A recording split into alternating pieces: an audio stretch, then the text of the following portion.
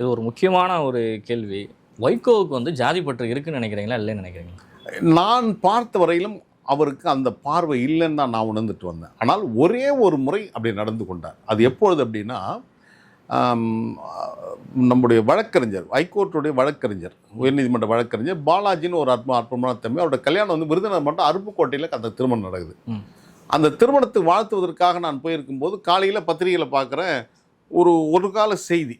அந்த ஒன்றியத்தில் யாரோ ஒருத்தர் தீர்மானம் போட்டிருக்காங்க, துரை அரசியலுக்கு வரணும் அப்படின்னு ஒரு தீர்மானம் போட்டு அது பத்திரிகையில் பதிவாயிருது. அப்போது இன்னைக்கு இருக்காங்கள பெரிய வீராதி வீரர்கள், வீரபுத்திரம் பேரம் அப்படின்னு சொல்கிறவங்களாம் இருக்காங்க இல்லையா, இவங்களா அன்னைக்கு வாய் மூடி மௌனமாக இருந்தார்கள்.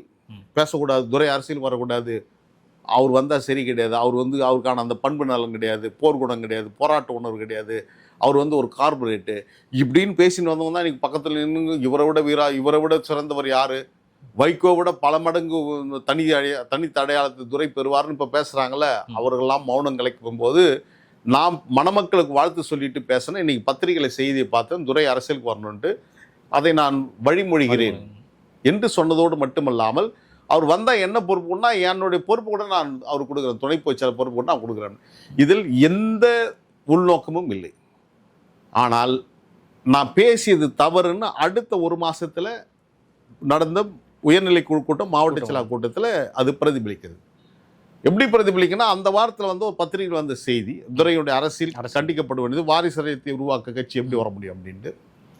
அப்போ அவர் சொல்கிறாரு, இது மாதிரி துணை பொதுச்செயலாளர் மல்லை சத்யா தான் அப்படிலாம் பேசியிருக்கிறாரு, அவர் வந்து தன்னுடைய பொறுப்பு கூட என் மகனுக்கு கொடுப்பேன்னு சொல்கிறாரு.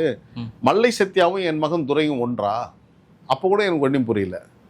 அடுத்த வார்த்தை அவர் பயன்படுத்தியது தான், மல்லை சத்யா அந்த பொறுப்பிலிருந்து விலகினார்னா அவர் சார்ந்த சமூகம், அந்த பட்டியலினத்தை சார்ந்தவர் தான் அந்த இடத்துக்கு வர முடியும்னு பேசியது என் மனசு ரொம்ப ஆறான ரணமாக்கிடுச்சு.